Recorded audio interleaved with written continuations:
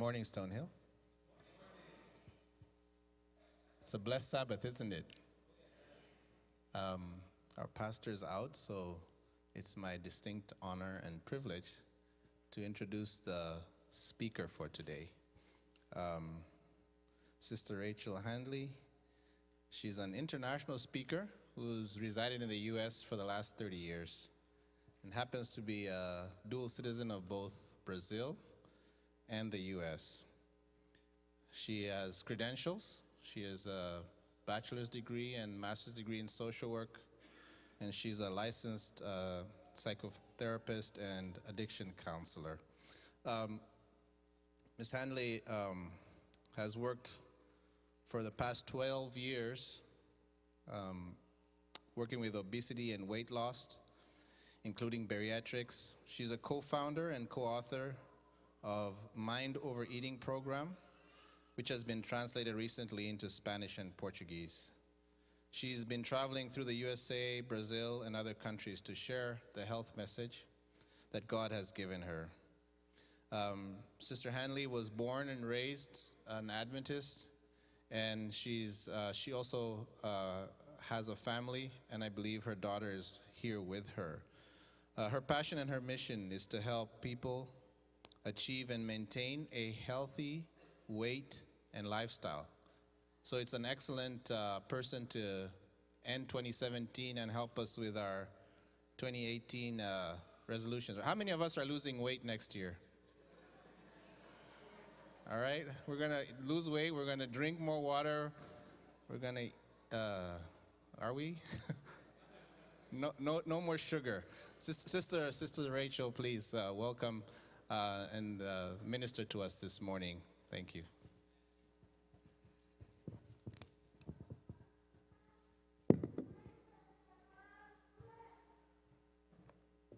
Good morning. It's a privilege to be here with you today and share a little bit what I have learned through this last 12 years working with obesity, weight loss, bariatrics, and changing our eating habits also.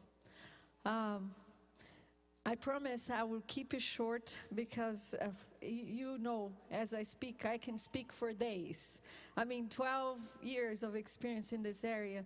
There's so much I wanted to share with you, but time is not permitting. So maybe I'll come back another time. My kids live here in Austin. They moved here from San Antonio in the last 6 months. So it's a beautiful city. You are in a blessed place. So I'll share with you a little bit of what we have learned in this area. I had the privilege, most of the time I've been here in the U.S., it has been in Las Vegas. And I had the privilege of working for many years in a clinic that was created in Las Vegas for the employees of these 8 casinos. This is a huge corporation there that owns 8 casinos, and they learned that it was cheaper to invest in the employees' health than in their diseases. And so they created this monstrous clinic, and we had all kinds of preventive programs there. Inclusive was the bariatric program also, and it was all free for the employees, including the bariatric surgery for those that qualified, $25,000 surgery. They wanted their employees to be healthy because that would mean saving money also. So one of the first things we learned working with our obese patients was that the problem is not in our stomach and in our mouth, but here in our mind, because our mind is the one that makes all the decisions in life, conscious or unconscious. And so quickly we realized that it didn't matter how much exercise our patients were doing, or if they were maybe not eating so many fat foods or so much sugar, but it was many things that needed to be changed. But if this didn't change, the changes would not stay. And that's why diets don't work. I'm sure you heard that before. It works for a short time. you stop eating this and that, and you start to exercise, and you lose some weight. But then you go back to doing what you were doing before, and the weight goes back. So we decided that we had to work a lot more with the mind of our patients for the changes to continue. So we created this program, Mind Over Eating, and you have it out there available. Later on I'll talk about it, but we have 12 chapters here, and 10 is about the mind. One is about nutrition in general, because there's so much information today about nutrition, and one is about the hormonal imbalance. So we started working especially with our patients that were going to have the stomach surgery, the bariatric surgery. And we worked 6 months prior to surgery and then a year post-surgery to help them. And the results were amazing. So I'll share some of the, like I said, I could share so many stories with you, but I want to share Jennifer's story today, because this was a shocking story. Jennifer came to us. She was close to 300 pounds. She was 28 years old. Brilliant mind. She was the secretary of the CEO of this corporation. And so a lot of the supervisors that came to our program, they wanted to have privileges. Jennifer was not different when she came to our program. She brought letters from the nutritionist and the doctors and the psychologists and everybody saying she was ready for surgery. But let me tell you, nobody's ready to have the surgery, no matter how much preparation you got before. What you're going to live afterwards, nobody's prepared for it. And I'll share just one single thing that happens to most of the patients that have bariatric surgery. It is a life-changing experience, and it doesn't come without consequences. Does it save lives? Yes, it has saved many lives, and I've seen personally. But it comes with consequences also, and one of them is most patients will go through depression, because for them, food was a best friend. And then after they have the surgery, they can't eat as they used to eat before. Most of them had the stomach of the size of a flattened football. After surgery, is the size of an egg. So no matter how much you want, you'll be able to eat a lot of food. And so there's a lot of things that people go through. But so Jennifer, knowing herself well, first of all, she didn't want to come through her program. Most of them don't. They want to come, have the surgery, and start losing weight, and that's the end of it. So in our program, we do not say lose weight, because words are very powerful in our mind. As you know, nobody likes to lose anything. You lose, you find. You lose weight, you find it. So we say eliminate. You're going to eliminate weight, because once you eliminate, it's not coming back. So Jennifer was a rare case. She chose, there's several types of bariatric surgery. She chose the most radical one. I don't know if anybody here has had bariatric surgery, but she chose the bypass surgery. Most people that have this type of surgery, after surgery, they cannot eat anything that has fat or sugar in it, and they'll have a violent reaction to it. Diarrhea, vomiting, sweating, they'll pass out sometimes. So in a way, it's a good thing, because they'll stay away from those things that have caused most of the problem. And so she chose that. And however, right after surgery, Jennifer tested the waters, and she realized that she could eat anything. It didn't matter what she ate. She had no reaction to it. Now mind me, Jennifer had tried everything to lose weight, and it would come back. All the diets you can possibly think, exercise, shots, medication. She even got to the point where she asked her dentist to shut her mouth with wire her teeth, so she could not eat. And for the time that she had her tooth locked, she lost weight. But then when they took the wire out, she gained the weight back. So needless to say, first week, second week, she could eat anything, didn't feel anything. So she thought, you know, the doctors lied to me. They didn't do the surgery. So she asked the doctors to prove to her, show pictures of what was happening inside of her, and she saw that they had done the surgery. She fell into despair, severe depression, because surgery was the last resort for her. Now what was she going to do? She had tried everything. Another thing that happened to her, she could eat any amount and she didn't feel anything.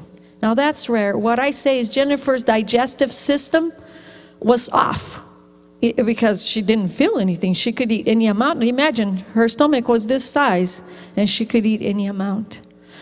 So after 6 months of despair, Jennifer came back to our program and she asked us to help her. Now, before surgery, our surgeons always told our patients, you know, surgery is a tool that is going to help you in the beginning. But this is 10% of the process. This is 90%. In reality, the surgery should be in the mind, not in the stomach. But we don't do the surgery in the mind yet. So that stomach is 10% of the process. 90% is here. You have to work the brain. You have to work your habits. So after working with Jennifer for 1 year, she got it. It took her 3 years, but she eliminated 165 pounds. Can you imagine that? That was another person she was carrying. I mean, that's incredible. So Jennifer decided to change her profession. She quit her job. She became a personal trainer. And she's not part of the statistics. As a matter of fact, worldwide, the statistics show that 50% of the people that have whichever bariatric surgery, they will gain all the weight back after 4 or 5 years. I have seen it with my own eyes. I could not believe until I started working in this clinic. We had some patients that lost 200 pounds, 150 pounds. And then after 4 or 5 years, gain it all back. I'm sure you've seen that before. Why? Because surgery is not going to change this. Diets, exercise is great, but it's not going to change this. We have to work this out. So, like I said, I could share many stories, but time doesn't permit that. Now, you might be thinking, now, why is she talking about this? I don't have a problem with obesity. So, I don't know if you heard about the TOFI phenomena. Is the acronym for thin outside, fat inside. In the US, 35% of the population is obese. 45% of the population is TOFI. Now my question to you is, do you know if you're a TOFI? I didn't know. And this acronym, they just name it few years ago. I don't know if you've seen, there's a lot of movies that come out, Hollywood puts out every year about health. This was, I think, 2015, Fat Up. I don't know if you watched that. If you haven't, watch it. It's awesome. But when I started working in this clinic, 2004, until then, I thought that being thin meant being healthy. Until I started working there. They had this amazing scale that most doctors have and dietitians have too, where you step on it and it'll give you your weight. It'll give you a printout of your weight, how much water content you have in your body, how much muscle content, how much fat content you have. So I thought, curiosity killed the cat. I'm gonna step on the scale and see. But I was sure that there was no problems because I've been thin all my life. I could eat an elephant and I don't gain weight. Well, to my surprise, I stepped on the scale and the printout came out. I didn't understand the numbers, so I asked one of our doctors to explain to me. And she was shocked. She said, Rachel, you have to change your lifestyle. Because if you don't, the same diseases our obese patients have, you're going to have too. Heart attack, diabetes type 2, high blood pressure, high cholesterol, depression, cancer, you name it. Do you want that? No, I don't want that. I said, but what are you talking about? She said, the amount of fat you have inside of you is almost as of an obese person. I said, what? I never heard such a thing. So she explained to me, I had fat around my organs, the visceral fat around my organs, fat around in my liver, fat in my blood veins, fat around my cells. I had never heard such a thing. I worked in hospitals, never heard. So I thought I was healthy. That is my question to you today. Do you know if you're toffee? I was probably toffee for at least 20 years of my life. Thin outside, fat inside. Because I ate a lot of sweets. I was addicted to chocolate for many years. And I'll share a little bit with you about that. So she said, well, you choose. You choose if you want to have health. And so I know today, and for several years now, I am not toffee. And I test it every year to make sure. If you are applying the 8 remedies of God, do you know the 8 remedies, what they are? Sunlight, fresh air, water, sleeping good, a nutritionist diet, trusting God, having balance, temperance. So the 8 remedies of God. If you're applying them every day, then you're not a toffee. If you're not, you're a toffee. You either have fat outside and inside, or either or you have it. Now in this picture, there's 2 men here. They're the same age, same height, same weight. But you can see the one on the left of me. He is not toffee. He is healthy. Now the one on the right is a toffee, like I was for many years. If you see the lighter areas, obviously there's bones there, but the rest of it is fat. Inside, same weight. So the weight is not gonna tell you what's happening inside. So whatever I'm speaking today is for all of us, whether you have weight problems or not. That doesn't mean you're healthy. I thought I was, like I said, until I discovered this toffee phenomena. So you might be thinking, why is she talking about this? What does that has to do with our Christian walk? Well, 1 Corinthians 10:31. So whether you eat or drink or whatever you do, do it all for the glory of the Lord. I confess that I have read this verse many times, but I did not understand it until I start working with my obese patients and some toffee patients too. I had never looked in my plate and asked the question, am I honoring God with my choice? I had never looked in my cup of whatever I was drinking and asked, am I honoring God with that? But that's what it's saying here. And what is the first verb over there? Eat. Whether you eat or drink. So do you think this point is important? It is very important. Unfortunately, Satan does not want us to understand that. I tell you, brothers and sisters, that I was shocked to see how Satan uses food and drinks to enslave us, and we're not aware until I start working with obesity. I was shocked. On our bariatric program, I was the one doing the triage. So all of the patients that would come for surgery, they would come first to talk to me. And we had 24 requirements that they had to comply before they could have the surgery.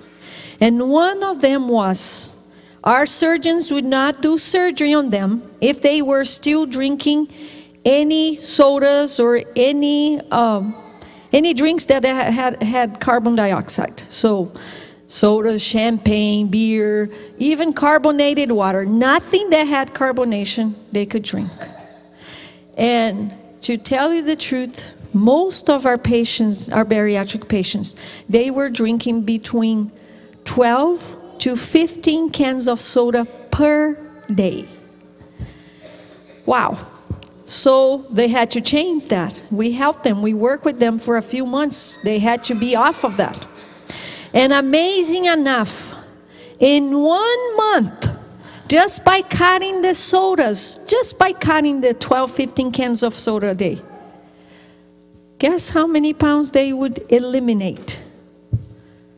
Between 15 to 20 pounds in 30 days. That's amazing. The amount of sugar that is in soda, you need to research and find out. It is unbelievable. So that's when I start noticing some of the patients that would come to have the surgery, when I would tell them that they would have to give up their sodas and any carbonated drinks, unfortunately, many of them would not come back. That was shocking to me, because many of those patients were literally slowly dying. They had heart problems, they had diabetes, they had hypertension, they had high cholesterol, they had all kinds of medical problems. But they would choose to stay with their sodas than change and live longer. That was very sad to me to see that. I mean, I would talk to some of them, think about it. I mean, nobody wants to be sick. Who here would like to have a heart attack? Who here would like to have diabetes type 2? Nobody wants to be sick. But it's so hard to change eating habits. It's very difficult. And that's what I said. Working in that clinic helped me see how Satan uses food and drinks to enslave us. And we think we can live without.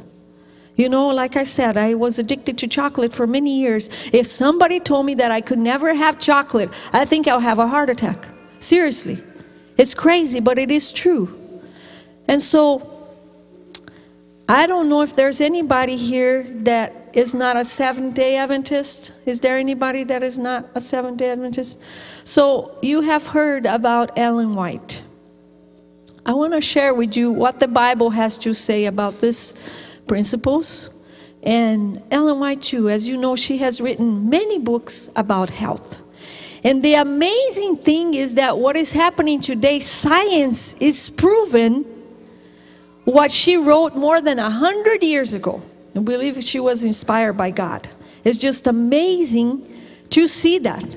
Doctors all over the world, and I know several of them that are not even Christians, they're atheists. And they're using her books to help their patients. So I'll share with you just a few citations because there's many. She says, as our first parents lost Eden through the indulgence of appetite, our only hope of regaining Eden is through the firm denial of appetite and passion. So let's take a look at the Bible for a minute. There are many stories in the Bible about this subject. So let's remember a few of them. And one is there. How did Adam and Eve lost the Garden of Eden? Wasn't it through their appetite? Yeah. What about Esau? How was it that he lost his birthright? Do you remember? A bowl of lentil, yes. Do you remember about the Israelites when they were miraculously taken out of Egypt? More than 400 years of slavery. And they were taken to the desert. And there God provided them with the most amazing food ever created. The manna, called the food of angels. I'm sure this manna tasted delicious. It was the food that had, all the nutrients our body needs to be healthy. So what happened? They had the manna, they were in the desert, they didn't have to work like crazy. But what happened soon after they were freed? Many of them were cursed and died because they were missing the foods from Egypt. And they were complaining. So, there are several examples about our appetite. The only human being that did not fall on this trap was Jesus. And what was his first temptation? Do you remember? Wasn't his appetite? To transform stones in bread. He was the only one who did not fall for this. So, you and I may think that this has nothing to do, my appetite has nothing to do with my Christian walk. But it has everything to do with it. Satan doesn't want us to understand that, because it's a way for him to control us. She keeps saying that gluttony is the prevailing sin of this age. Lustful appetite makes slaves of men and women. I see that every day in my line of work, every single day. They have other gods before the Lord. Their taste, their appetite is their God. When I read this, I cried, because I realized that many times in my life, my God was my appetite and not our Heavenly Father. But it's so hard to see. She continues on to say, there are but a few as yet who are aroused sufficiently to understand how much their habits of diet have to do with their health, their characters, their usefulness in this world, and their eternal destiny. Oh boy, when I read this, I was on the ground. I was like, what? This doesn't make sense. I know, working in the health field, that what I eat, what I drink affects my health. But affect my character, my usefulness in this world, and my eternal destiny. How come? So I start to analyze my life and my patient's life. There's many studies that show that most people with obesity suffer from depression. You know, nobody wants to be obese, so you're not going to be happy. That's true. But whether we have weight problems or not, all of us have gone through difficult situations in our life sometimes. Some sadness, some discouragement, some depression. Now analyze with me just for a minute. When you feel discouraged, do you want to go out and see people and tell them about Jesus and invite them to come to church? Is that what you want to do when you are discouraged or depressed? No. You know, God has given us many gifts. But the main purpose for our lives here in this world is not just to have a beautiful home and a beautiful family and a beautiful car. Those are gifts from God. His main purpose is for us to be a light in this world, to help others. Now, if I am depressed or discouraged, and I speak for myself, many times when I'm there, I don't even want to talk to God. Has that ever happened to you? I'm sure it has. So how can I be a light in this world? How can I help others when I'm depressed or when I'm discouraged, if I cannot even or don't even want to talk to God? So will that affect my usefulness in this world? My eternal destiny? Yeah, it will. But I had not understood that until I started working in this clinic and seeing how their minds were taken.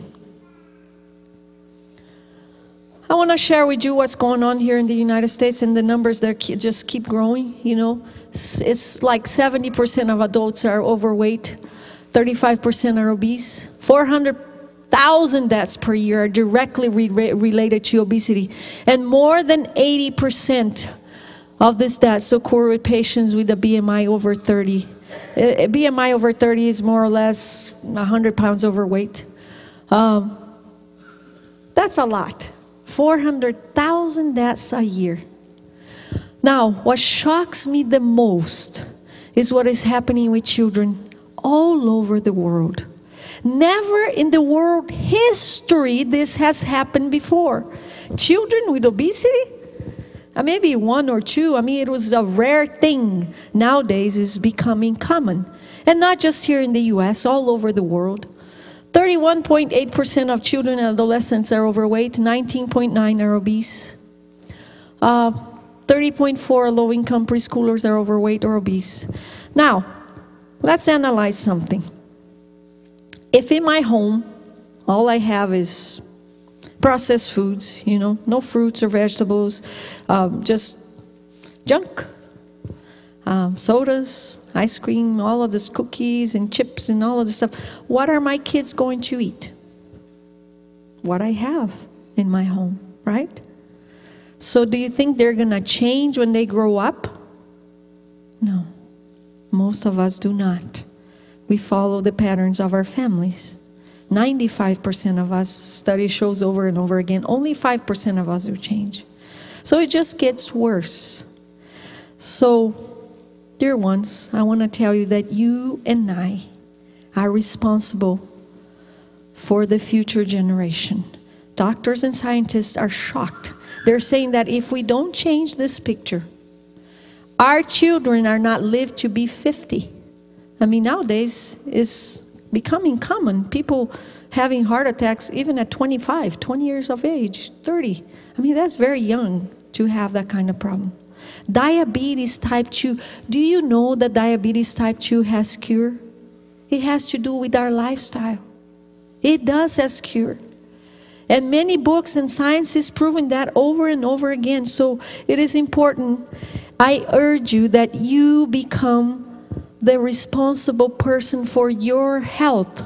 Do not make your doctor, your psychologist, your dietitian, your mother, your father, your husband, your wife, the responsible person for your health. You become responsible for your health, because who gets sick is you. And nowadays, there is no excuses. We have access in the palm of our hands of everything. There's all kinds of information out there, nutritional information. We nowadays have access to studies from the best universities in the world. You just go to Google Academics, and there you're going to find everything that you need. But we need to put some effort. You know, so I had the privilege of being one of the speakers of an international obesity conference here in the U.S. a few years ago. So there were reports from all over the world. I was shocked to hear that obesity is in Japan. I have never seen a obese Japanese. China, Thailand, I mean, just all over. But the report that shocked me the most was the one from Africa. Because until that day, what I knew from Africa is that people in the poor countries there die of hunger, not of obesity. So then we were talking to the doctor that was giving the report, and he explained that the foods that are sent to Africa, to the poor countries in Africa, are the processed foods that have no nutritional value or very little. Most of it, they have calories and fat. I mean, it would be very difficult to send fresh foods there. So that's the food that can last for 2-3 years in the shelves. That's what are sent to Africa. Well, guess what? They're hungry, so they'll eat those foods. No nutritional value. They continue to be hungry. But what happens in their bodies, their body will retain the calories and the fat. So today, in Africa, in the poor countries, people are dying of obesity. Of hunger and obesity. That's pretty sad. This picture has to change. And it starts with me. You know, I can tell my kids, oh, you cannot smoke because it's bad for your health. My example talks much louder. So I have to start the change first, so then I can share with others. And it's not easy. It has to be on my knees. And that I want to share with you too, because I learned that a few years ago. I used to direct a 12-step group in our church in Las Vegas. An addiction group. So I don't know if you have ever been to a support group for alcoholics, drug addicts, any support group. Usually you introduce yourself and you say what addiction are you fighting with. And we had a pastor visiting our church that day, and he came to our group. Now some people are like, an addiction group in the church? Yes. Amen for that, because addiction is in our church too. We may say, oh, it's not happening here. We cannot put blindfolders in our eyes. It happens everywhere. Church is not a place of saints. It's a hospital. That's what it is. And so we had that group for many years. So this day, the pastor came, and he was the last who spoke. So each one shared, I'm Rachel, I'm struggling with chocolate. I'm Joseph, I'm struggling with drugs. I'm Mary, I'm struggling with cocaine, whatever. I'm struggling with food, because you know what? Obesity is nothing less than addiction to food. And most of us are addicted to food anyways nowadays, because the chemicals they're using on processed food causes addiction to it. Have you noticed that the more sugar you eat, the more sugar you want to eat? The more sodas you drink, the more you want to drink? It's just, I don't know if you've seen it, that movie Super Size Me. Has anybody seen that?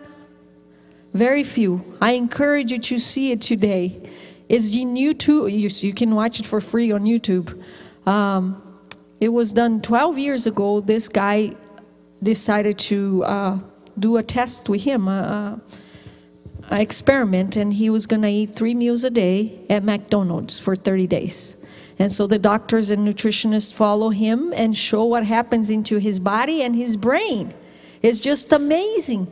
3 weeks after this experiment, his doctor saying, you have to stop this crazy thing because your liver is affected as if you were drinking heavily for 10 years. He never drank. It was only 3 weeks of high fat. And one day he's eating, he can't take it anymore. 3 weeks of eating 3 meals a day at McDonald's. He eats, and a few minutes later he pukes. And then a few minutes later, he's craving that food. And he was like, man, this is crazy. I'm getting depressed. I really want this food. So research. You don't need to believe anything that I say here today. You research and you're going to find out. Do you think the food industry is concerned with your health? Do you think that? I'm sorry, they're not. They're concerned with their pocket. And they spent millions of dollars to make advertisings to convince you and me to buy their products. They hire the best psychiatrists, the best psychologists to teach them how to convince you to buy their products. That's the gimmick. When was the last time you saw a commercial on TV saying, eat broccolis, it's wonderful for your health? Never. You're never going to see it. You know, so it's important for us to understand that you don't need to go by what they're saying. You need to research and find out. So anyways, coming back to what I was saying, we need to understand. The scientists discover in the last few years that the more chemicals we ingest, the more fat our body's going to produce. So it's like, wow, and it's producing fat all the time because there's chemicals in the air, there's chemicals in the water, there's chemicals in the food, there's chemicals in the shampoo, in the perfume, in the deodorant. Everything has chemicals. So I'm not here to tell you you have to live a chemical-free life, move away from the city, because nowadays it will be almost impossible. I'm not here to tell you that. And I'm not here to tell you what foods you cannot eat, but I'm here to tell you what you can eat to have health. That's the point. So going back to the group, the support group, we all introduce ourselves, and the last person to introduce was Pastor James. He said, I'm Pastor James, and thank God I'm not addicted to cocaine or food or this or that, but I'm a sinner, and that gives me the right to be here in this group. Wow, I had never thought of that. Put your hands up if you're able to live this last week without sinning. No one? How come? You're a Seventh-day Adventist. Anybody here did not sin yesterday or today? How come? Because sin is an addiction. If you go to the dictionary and you find what the word means, the definition is a repeated behavior that causes you damage and you continue to do it anyways. So it could be anything. We are all addicts, one form of another. You know, there are some addictions that are deadly and quick, like drugs, alcohol. Food, it takes a long time, but I was addicted to chocolate, to sugar. You may be addicted to coffee or to cheese or to fat or to salty. It doesn't matter. We are all. So what I want to encourage you, the next time you see somebody on the streets, an alcoholic, a drug addict, before you judge, remember, we are all the same. We are. How can I say that he's a bad person or I'm a sinner? So we need to pray for that person. And all we're saying, no matter how many techniques we use in our program is not a Seventh-day Adventist program. It's not a Christian program. It's a scientific program. We created because of the needs of our patients. But the bottom line is, especially with food, if you want to change your eating habits, you need to fall on your knees, because there is no victory without Him over any addiction, any. Now, who here does not have a cell phone? Put your hands up. Let me see. No one. Everybody has a cell phone. You know what I'm talking about. We don't go anywhere without our cell phone. We don't. We're addicted to it. Sometimes we don't even sleep enough because we're there, checking WhatsApp and Messenger and whatever else is there. It's crazy how many things we can get addicted to the internet, to the TV. There's so many things. Now, what I'm amazed and grateful for, I'm a specialist in addiction. For many years already, science accepts spirituality as the best medicine, is the best treatment for any addiction. So I want to urge you, if you want to change your habits, eating habits, your lifestyle habits, ask for help. I'm not going to have the time to share. There's so many stories about my addiction, and usually I do the sermon in the morning and a seminar in the afternoon. But I know it'll be hard for you guys to come back, and it's New Year's Eve coming. So all I have to say is that for many years, I didn't think I was an addict. I was working in an addiction clinic, but didn't even recognize that I was an addict. Until one day, I used to eat a bag of chocolate per day. And if I passed in front of somebody's desk and there was a chocolate, I would eat it without thinking.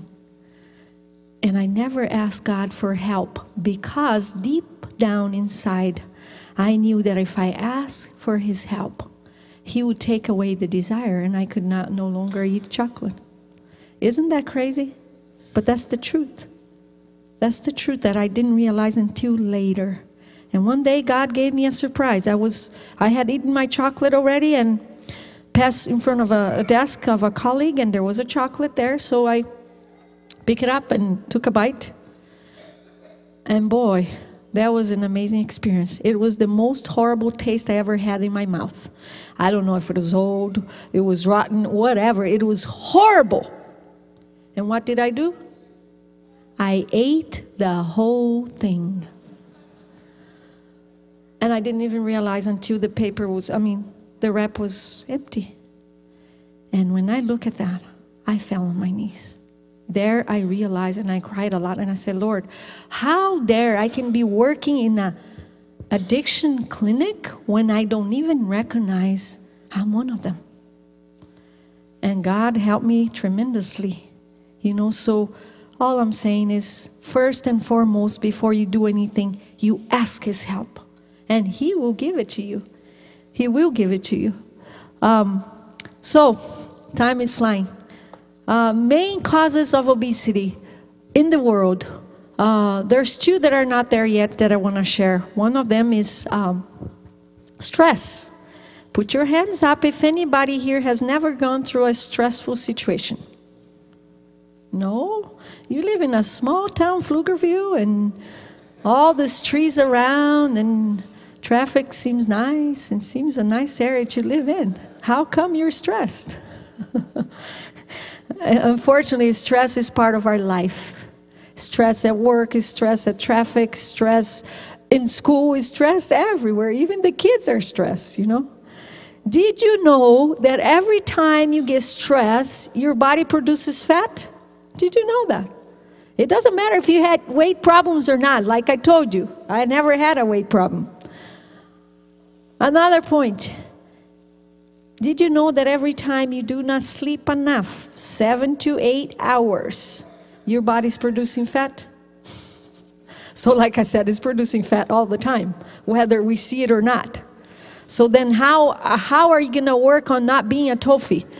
So genetics, 5%. What does that mean? Well, if my parents were obese, I would have the tendency to be obese too, because that would be my DNA. But now science discovered that we can change our DNA too. It is a choice. It is still a choice. Obviously, it's going to take much more work for me to not be obese because it's in my DNA. But it is still a choice. 10% has to do with hormones. We have more than 1,000 hormones in our body.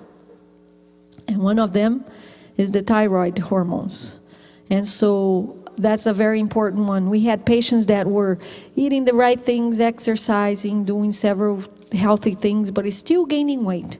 So the doctors did some testing and they had problems with their thyroid hormones. So it's important to check that out. Make sure that that is not happening to you.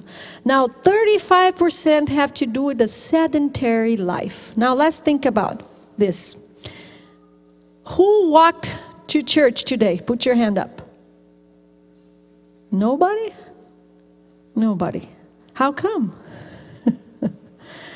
Who parked their car like 2 blocks from here to walk to church? Anybody did that? No. Anybody here works in the farm? Nobody. Anybody here has a garden and you actually work in the garden? One person. Good. Keep up that work. Anybody here has to go maybe to a building downtown and you have to go to at least the 7th or 8th floor and you take the stairs? Put your hand up.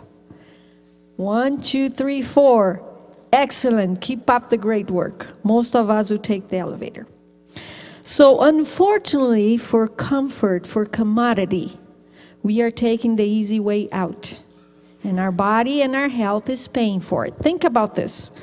From the beginning of the world until 100 years ago, more or less, there were no cars. There were no gym for you to be working out. The fields, the whole was you're working out. People were planting for thousands of years. They were planting their own food. They were walking, I don't know how many miles, 15, 20 miles a day.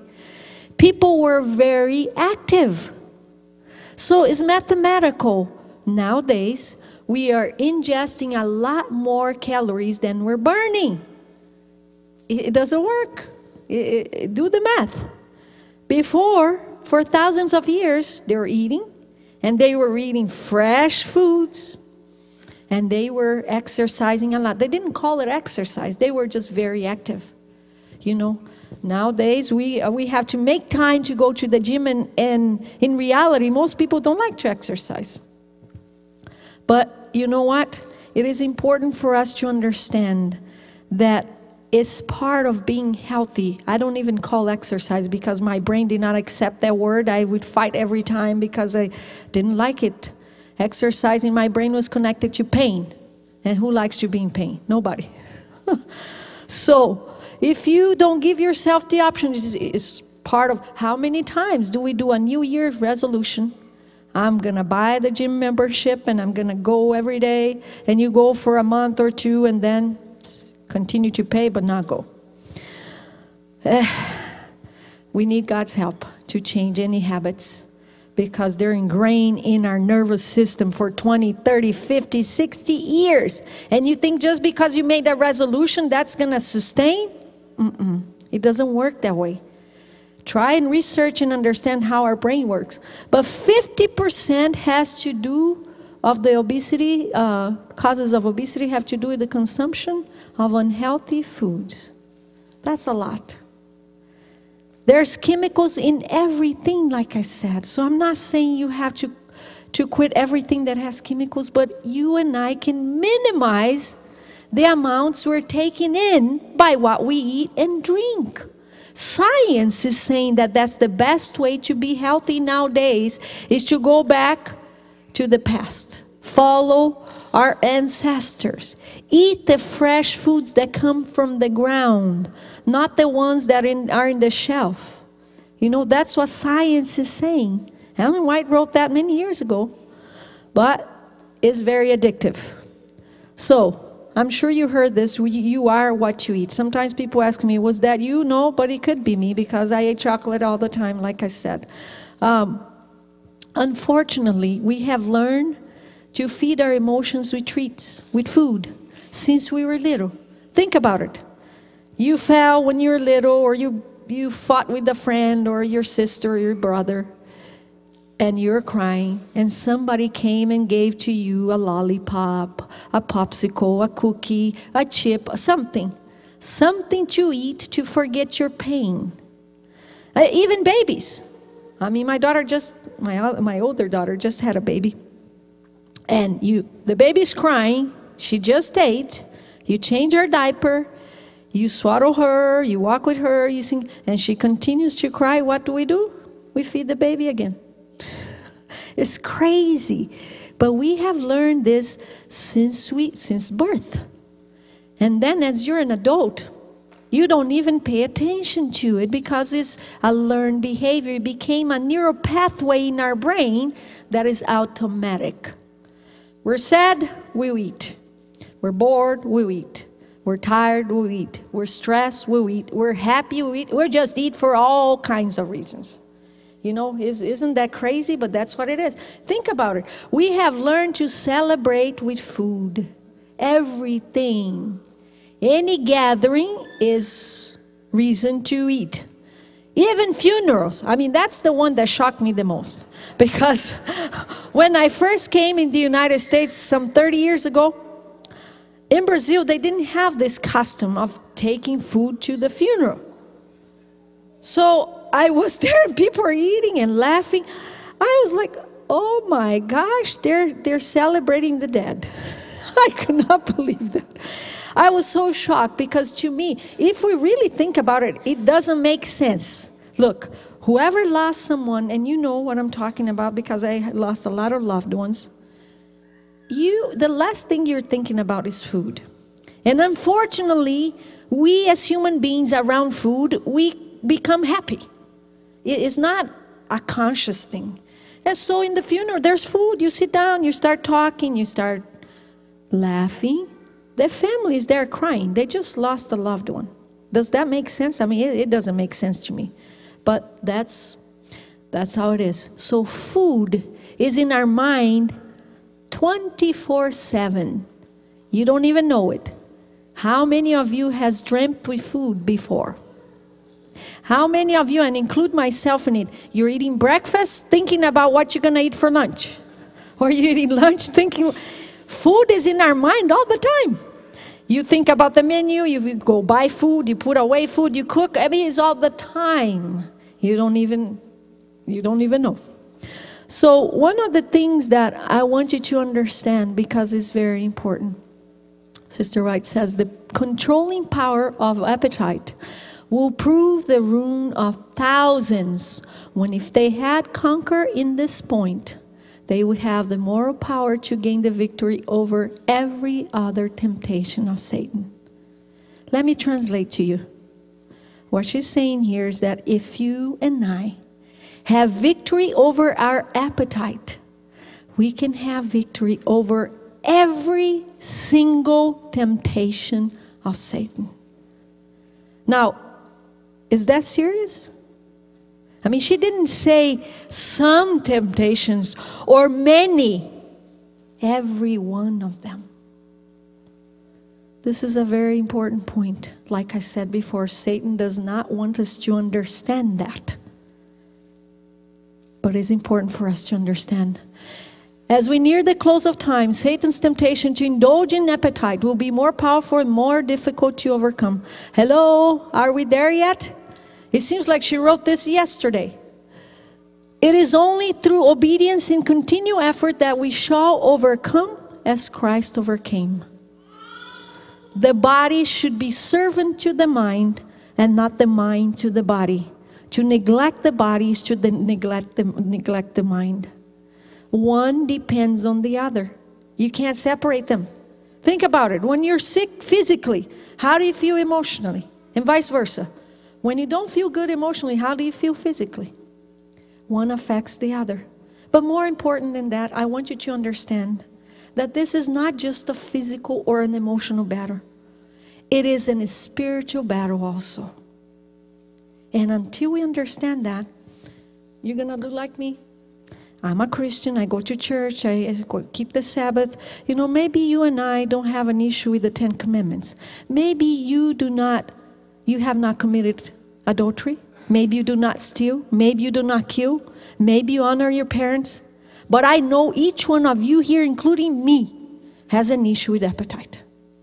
And we need God's help. And we need to fall on our knees, because we will not have victory over time. Might have the will to do it. And that's how come New Year's resolution happen. And you want to change it, and then after several months, you're back to what you were doing before. Only by God's grace we can change. One of the things that we teach in our program, and time is flying, we're just about done, is the difference between physical hunger and emotional hunger. There are so many lessons in here that, like I said, there is no time. Physical hunger, scientifically speaking, only happens 2 to 3 times a day. Why? Well, it takes usually 4 to 5 times for the digestion to complete. So there's no time. If you're awake, if you sleep 7 to 8 hours a day, then you have 16 hours. There is no time. 2 to 3 times a day, that's physically possible. Now, what about emotional hunger? How often do you think it happens? I already said 24/7. All the time. It depends on your emotion. If you're sad, you might eat. If you're bored, you might eat. If you're tired, you might eat. Stressed, it's 24/7. And it doesn't fix the problem. See, a lot of times it derails from the issue at hand. So, let me tell you something to wake you up. If you ate lunch and an hour or 2 later, you think you're hungry, sorry to tell you, it's not physical hunger. It's emotional hunger. So you have to question yourself, why do I want to eat? I know I ate a big meal. Why do I feel hungry? Another important point, sometimes thirst mimics hunger. So you might be thirsty thinking you're hungry. Drink some water before you put anything in your mouth. So this is an important point to remember. The difference between physical hunger and emotional hunger. This one really hit me hard. God seeks to control the body through the mind. Satan seeks to control the mind through the body.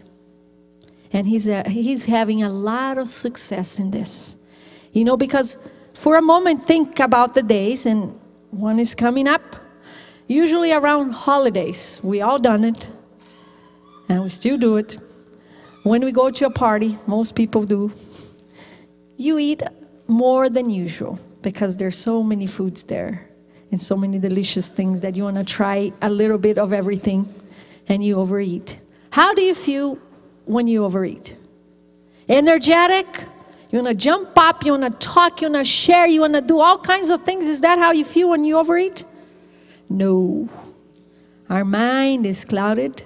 You can't think straight. You want to sleep, you want to be quiet, you want to sit down. You're tired. That's his plan. And he's succeeding. So, I know none of you here want Satan to control your minds. But he plays dirty. He's very subtle. And he'll use whatever he can to control your mind. He doesn't care. We need to be alert and conscious to understand. To finish, I'd like to compare our body to an amazing machine like this one, a Ferrari. But for a moment, I want you to think about the car that you like the most, that you think is the most powerful, the most beautiful. And my question, one of the questions I want you to take you home is, if you own a car like this, what kind of fuel would you be putting in this car? Would it be the cheapest one? I doubt. Would you leave this car out in the rain, in the sunshine, without alarm, without insurance? Yeah? No. Would you follow the manufacturer's recommendation to change oil every so often, to take for a revision? Would you do that? I bet you would. Now, help me out then. If you own a car like this, why would you take such a good care of it? Tender love and care. Why? Help me out. It's expensive. What else? I'm sorry? Yes. You want it to last forever, right? Maybe it was a dream of 10 years that you have to save the money to buy the car. And you finally got it. It's a treasure, right? You don't want it to break, right? So the question, I want you to take it home. You don't need to answer. Is what kind of fuel you are putting in this amazing machine that God gave you and me, that is thousands of times more powerful than any car in existence. Any. A Lamborghini, a Ferrari, doesn't matter. This machine is amazing. It's very powerful. But what kind of fuel are we putting in it? Is the best one that is out there? Are we following the manufacturer's recommendation? Go there to Genesis 1, and it'll tell you. God not only created us, but He created the fuel for this amazing machine. The fruits, the vegetables, everything that is fresh has all the ingredients that can keep this machine going. You know, I don't believe God created us to be sick. Diseases are not His. Satan is the one who created the diseases to destroy us. But we have to choose. Which one are we going to use? You know, there's a saying here I heard so many times in the clinic. God created the fruits and the vegetables. Satan created McDonald's. It's not so far from the truth. Seriously. Have you noticed how amazing this manufacturer is? He created, have you noticed that He created some foods according to the seasons? Summertime, the fruits have more water in it. They're more refreshing. In the winter time, they're more citruses because we need the vitamin C. Isn't that amazing? It's amazing. Well, this is what He recommends. This is what He recommends. But, you know, in the Ferrari example, if you put the wrong, or any car for that matter, let's say your car runs on gasoline, and you put alcohol in it, what do you think is going to happen? Probably don't even turn it on. It's definitely going to burn the motor. Well, our body can take a hit. I mean, it's pretty strong. You can abuse it for a while, but eventually you'll break, just like the car. You know, you may have seen me a few times visiting the church, and I was wearing a hat. Don't have time to go into it, but one of the sayings I do in the afternoon seminar is, if you don't take care of your health today, you have to take care of your diseases in the near future. And that's 100% true. I, in this last year, discovered that I have some diagnoses that I didn't know before, that were created when I was young and stupid. I'm sorry to say that, but I didn't take care of my health when I was young. I've been taking care of my health for many years. But now I have a diagnosis. I can't paint my hair anymore. So I'm going gray. I'm scaring people. But that's the truth. If you don't take care of your hair, your health today, you have to take care of your diseases tomorrow. So I finish with this verse. 1 Corinthians 6, 19 to 20. It's not me speaking. It's God speaking. Don't you know that your body is a temple of the Holy Spirit who is in you, whom you have received from God? You are not your own. You were bought at a price. Therefore, honor God with your body. Wow. What he's saying here is that this body that he gave us is not ours. He's lending it to us for a short time. What are we doing with it? Whatever I please? That's not going to work. I have a challenge for you to start a new year. Learn to eat to live and not live to eat. We have seen the best results in our program to start the changing. Because when you say, oh, I cannot, when I told myself I could not have chocolate, those are the days I ate the most chocolate. It's crazy, but that's how it goes. You're fighting yourself. You need to ask God for help. So to start the change is not that you have to get stuck there. 80% of the time, start eating the food that is fuel for your body, what your body needs to be healthy. Now, unfortunately, most people do the opposite. 80% of the time, they eat whatever they like, whatever they desire, without taking in consideration what is this food or this drink doing to my body? Well, like the car, eventually it's going to break.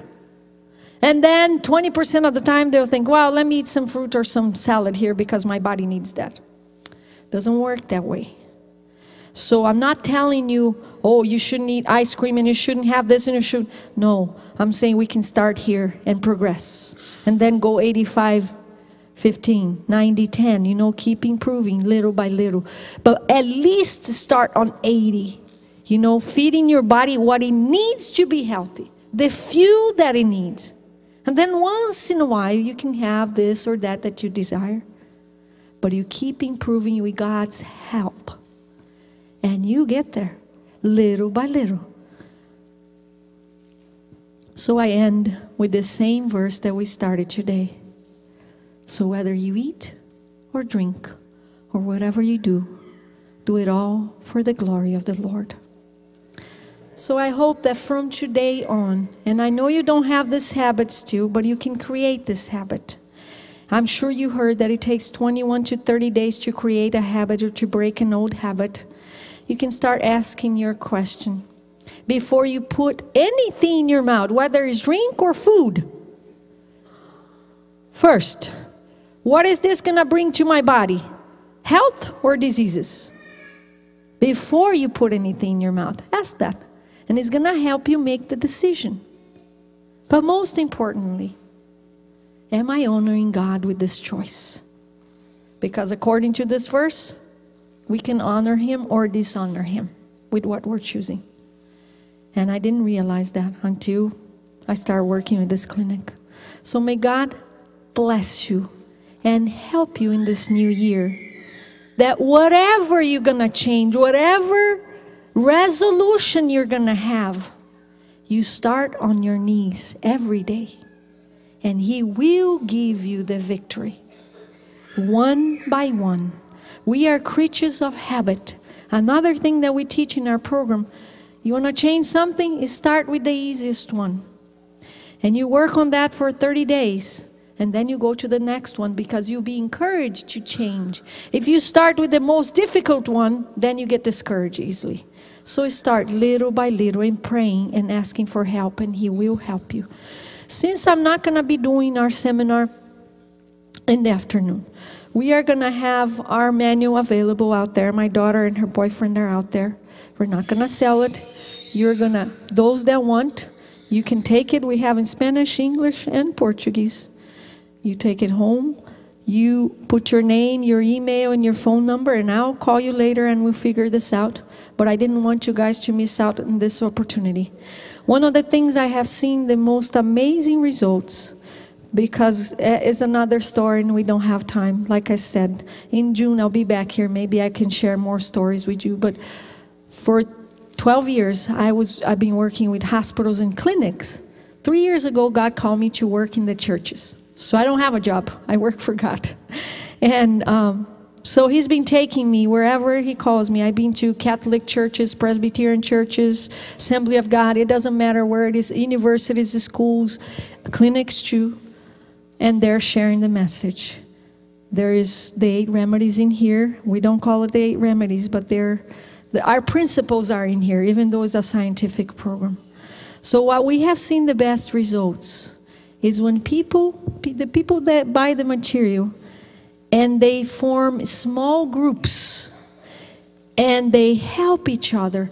There's 2 things that I have seen working in this field. One is people need information daily. So when they read every day a little bit, they're working with their conscious, becoming more conscious.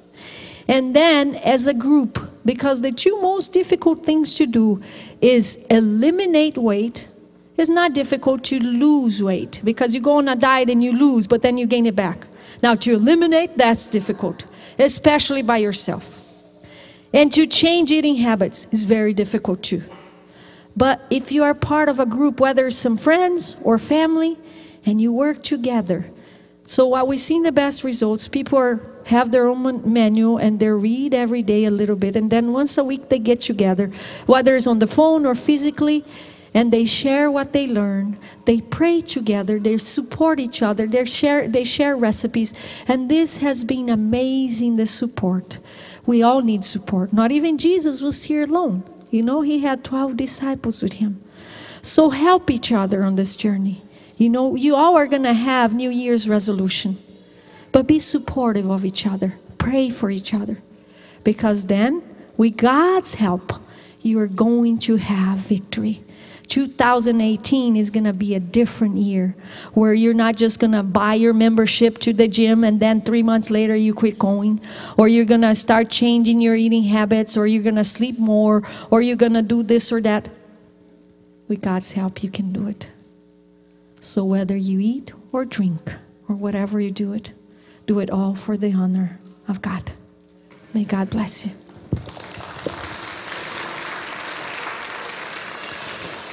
Let's stand up for our final prayer.